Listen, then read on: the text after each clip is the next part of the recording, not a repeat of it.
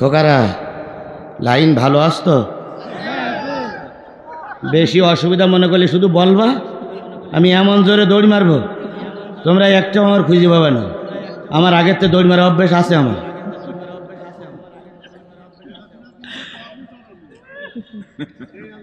ভাই বিশ্বাস করেন আমার দৌড় মারা অভ্যেস আছে ভাই। বগুড়ায় মাহফিল আছে, দাওয়াত করে নিয়ে গেছে বিএনপি আর জামাতের লোকেরা। এরা দুইজন তখন ভাই ভাই ছিল, দাওয়াত করে নিয়ে গেছে। তখন দাওয়াত করে নিয়ে বলতো এখন আলোচনা করবে সাতক্ষীরার বাঘ। আমি মারবার মনে করতো আমি হলাম মানুষ, বাঘ হলাম কি কিছু। তারপরে ওরা বলতো সাতক্ষীরার বাঘ। তো এক আলোচনা চলছে বগুড়ায়, তো আলোচনা করতে করতে 10টায় উঠেছি, 12টায় শেষ করব। 12টা যখন বাজে তখন পিছন দিক তাকাই দেখি কমিটির লোক একটাও নেই, সব চলে গেছে ভাই। আছে শুধু পুলিশ, সবগুলো পুলিশ, একটাও কমিটির লোক নেই। বিএনপিও নেই, জামাতও নেই, শিবিরও নেই, ছাত্র দলও নেই। তাই মাইকালা ডেকে বললাম খবর কি? কয় হুজুর পুলিশ এসেছে বলে ওরা সব চলে গেছে, আমিও চলে যেতাম, তা মাইকটা থুয়ে যাইতে পারতিস না। তো এখন আপনি একটু যেভাবে পারেন করেন, আমি আসি হুজুর, আমি এখনো। তো আমি চিন্তা করলাম আল্লাহ পুলিশ তো আজকে আমার ধরবেই, কোরআন শরীফ সামনে, আমি কোরআন শরীফের বা হাত দিয়েই বলতেছি আজকে আমার পুলিশ ধরবেই। এমন সময় একটা ছোট্ট কাগজ আসলো, কাগজে লেখা হুজুর মঞ্চে থানার ওসি, দারোগা, পুলিশের 17 জন কনস্টেবল নিয়ে এসে সব ওপরে বসে আছে। ডাইনে বামে আওয়ামী লীগ, ছাত্রলীগ, যুবলীগ, পেশাব লীগ, পাইখানা লীগ সব হাজির। আপনার আজকে মনে হয় বাঁচানো যাবে না, তো আপনি মোনাজাত করিয়ে যেভাবে পারেন আসবেন। আমরা দূরে আছি, আমরা নিকটে যাতে পারছি না, নিকটে গেলেই গ্রেপ্তার। তো আমি ঘড়িতে দেখি তখন আর 15 মিনিট বাকি আছে। তা আমি চিন্তা করলাম আল্লাহ এ ওয়াজ আমার জীবনের শেষ ওয়াজ, এরপর আজ ওয়াজ আমার জীবনে হবে না। তবে এই 15 মিনিট এমন ফাটাফাটি ওয়াজ করব যে এই ওয়াজ যতদিন বাংলাদেশ থাকবে ততদিন মানুষ বাজাবে। এখন এইবার ওয়াজ শুরু করলাম রে ভাই, ভাষা যা ছিল তাই দিয়ে শেখ হাসিনার জ্যান্ত পুঁতিও মেরিয়ে পোতা কত রকম ওয়াজ যে করলাম। করার পরে আর 5 মিনিট বাকি আছে, সেই সময় আর একটা চিঠি আসলো। চিঠিতে লেখা আছে হুজুর আমরা গোটা বগুড়ার সমস্ত জামাত এবং বিএনপির, শিবিরের এবং ছাত্র দলের লোক সব হাজির, হাতে লাঠি নিছি, আর পিছনে দ্বিতীয় বক্তা আছে। আপনি মোনাজাত শুরু করে দ্বিতীয় বক্তা দিয়ে আসবেন, যেভাবে হোক আপনার বের করে নিয়ে যাবো আমরা। তাহলে একটু মনে একটু বল হয়েছে না ভাই, যে ওরা একটা সিদ্ধান্ত নিয়েছে। এবার আমি পিছন দিক তাকাই দেখি চেয়ারে দ্বিতীয় বক্তা বসে আছে। তা আমি চিন্তা করলাম একটু বুদ্ধি অবলম্বন করতে হবে, কৌশল অবলম্বন করতে হবে। উদু ইলা সাবিলি রব্বি কাবিল হিকমা, একটু হিকমত অবলম্বন করতে হবে। ডাইন সাইডে ওসি, হাত ধরিয়ে বলতেছি ভাই ভালো আছেন? ওসি বলতে ভালো, কোরআন শরীফ এই বলতেছে ভালো। ভাই আপনার বাড়ি কোথায় ভাই? দুপসাসিয়া, ওই বগুড়া জেলার একটা থানার নাম হইল দুপসাসিয়া। দুপসাসিয়া। ভাই আপনার মা বাবা আছে? মা নেই, বাপ আছে। আল্লাহ, সম্মানিত ওসি সাহেবের মা নাই, ও আমার রব, যে মা এরকম একটা ওসি পেটে ধারণ করেছে রে আল্লাহ, সেই মায়ের চাইতে ভালো মানুষ আর বগুড়াই কেউ হয় না রে বাবু। এই ওসি আছে বলে 50,000 মানুষ লোক শুনতেছে। আল্লাহ ওসির মারে তুমি জান্নাতুল ফেরদাউস নসিব করে দাও। আমি আগেই বলেছি দৌড় মারার অভ্যাস আছে, তাই বলতেছি ভাই। এইবার এই দোয়া করলে ওসি একটু মন নরম হবে না ভাই? এমন কোনো সন্তান আছে যে মার জন্য দোয়া করলে আমিন বলবেন? এমন কোনো সন্তান আছে? ওসি স্পষ্ট ভাষায় বলতে আমিন। তো ওসি ছেড়ে দিলাম, দেওয়ার পরে বাম পাশে দারোগা ভাই, ওনার নাম রাকিব। রাকিব ভাই বাড়ি কোথায়? হুজুর নাটোর। বাপ মা আছে? হুজুর মাও নাই, বাপও নাই। আল্লাহ, রাকিব দারোগা ভাই মাও নাই, বাপও নাই। আল্লাহ রাকিবের বাপ মারে তুমি 7টা আসমানের জমিনের আসমান জমিনের ভিতরে 7টা জান্নাতের মালিক বানায়া দাও। জান্নাতের উপরেও যদি কোনো ভালো জায়গা থাকে রাকিবের মার বাপের জন্য সেই জায়গাটা বাজেট করো আল্লাহ। রাকিব বলতে আমি তাহলে ওসি আর দারোগা কিছু নরম হইল না ভাই। পিছনে আছে পুলিশ, পিছনে তাকাই দেখি দ্বিতীয় বক্তা। আমি ওর এখানটা হাত দিয়ে বললাম চালান আমি আছি।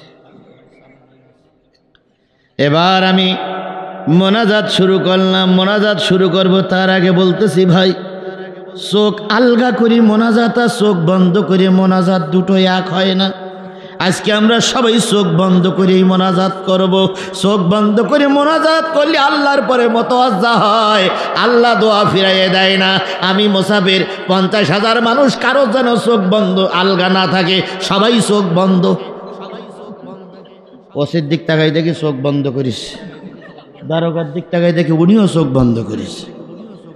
এবার আমি চিন্তা করলাম আল্লাহ এই সুযোগেই দৌড় মারতে হবে, তাছাড়া ওরা আমার বাঁচাই রাখবে না। তুই এবার আমি মোনাজাত শুরু করেছি, রব্বানা যালামনা আনফুসানা ইয়া কালিব টান।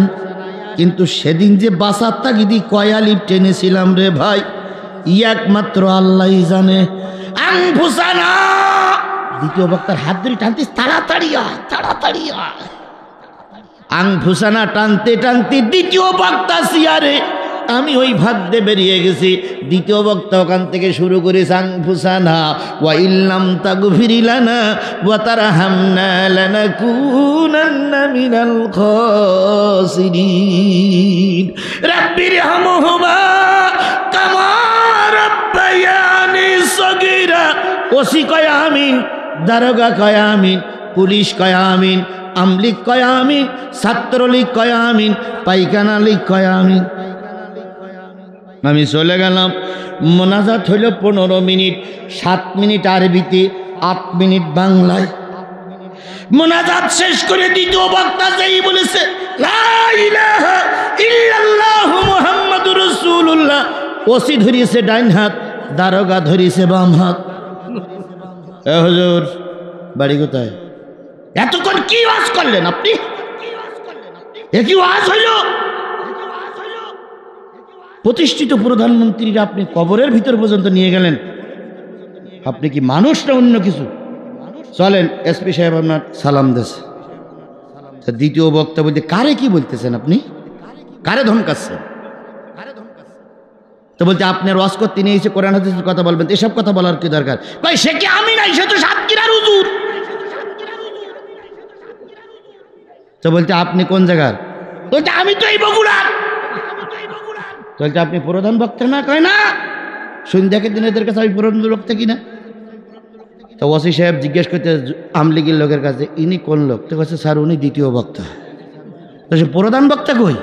কয় স্যার রব্বানা যালামনা আনফুসানা বলে ওই আপনার পায়ে দিয়ে চলে গেল। যে স্যার চলে যে ওই পিছনে ছেলেরা ছিল, সে ঘাড়ে করে কোন গাড়িতে তুলে দিচ্ছে স্যার, সে এতক্ষণ বাড়ির দিক চলে গেছে স্যার। তখন বিশ্বাস করুন আমার জীবনের কথা বলছি। ওসি সাহেব এবার মঞ্চে দাঁড়িয়ে ফোন ধরে বলতেছে, এসপি সাহেবের ফোন দিয়ে বলছে, স্যার সমস্ত উত্তরবঙ্গের পুলিশ সব যদি পাঠান স্যার এলাকা ধরা যাবে না। তো বলতেছে কেন? কয় স্যারে মানুষ না, এ জেন স্যার। তো এসপি বলতে মানুষ আবার জেন হয় কি করে? কয় স্যার নিজের চোখে দেখলাম মোনাজাত শুরু করলো। মোনাজাত শেষ করে দেখি চেয়ার আছে, মাইক আছে, সব আছে, যে হুজুর নাই আর এক হুজুর। তাহলে এ কি মানুষ স্যার?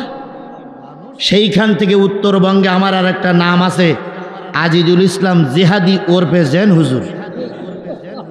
তাহলে সেই দিন, আজকে তো আপনাদের এই ঘুম ভাঙানোর জন্য কথাটা বললাম, বলুন তো সেই দিনটা আমার জন্য কত কষ্টের ছিল? বলেন বলেন বলেন, সেই দিনটা আমার জন্য কত কষ্টের ছিল? সেই কষ্টের মোকাবেলা করে, ওই দেশ বিরোধীদের মোকাবেলা করে ময়দানে টিকে আছি। আর এখন তো প্রশ্নই ওঠে না, কারণ সব আমার লোক, যেদিক তাকাই সেদিক আমার লোক, যেদিক তাকাই সেদিক আমার লোক।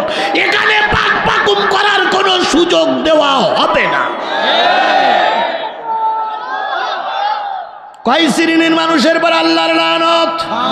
এক নম্বরে যারা মূর্তি নির্মাণ করে, আর একজন যারা আল্লাহর আইন বাদ দিয়ে সাসার আইন প্রতিষ্ঠা করতে চায়, তাদের পরে আল্লাহর কি?